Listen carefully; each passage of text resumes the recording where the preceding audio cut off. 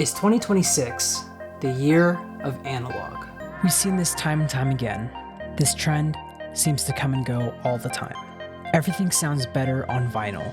Old school video games are way better. You're not a real photographer if you don't shoot on film.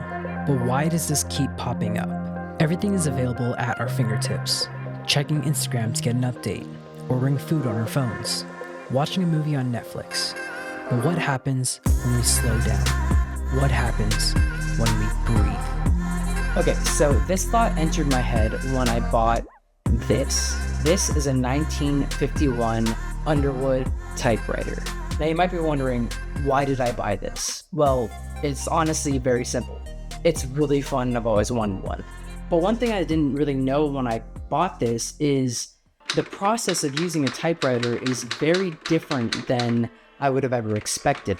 You can't make mistakes. You have to be very intentional with everything that you type because there is no backspace. So you have to be very intentional. You have to take your time. You have to be present and be aware of what you are typing, every single letter. And that's the beauty of it. And then that's when I realized I was doing that way before I got this typewriter.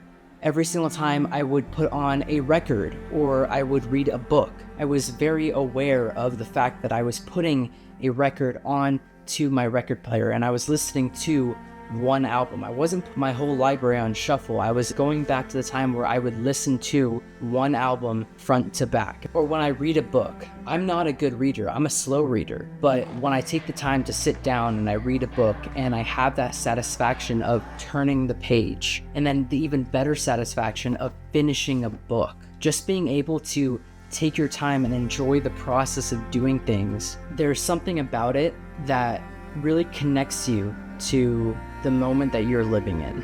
And sometimes all we need is to be outside, breathe some fresh air, and just go for a nice walk. And sometimes we just need to slow down and enjoy this crazy ride we call life. So is 2026 the year of analog?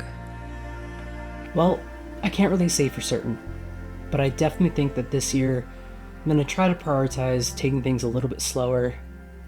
Maybe light a candle, read a book, write some stuff down, and just take my time.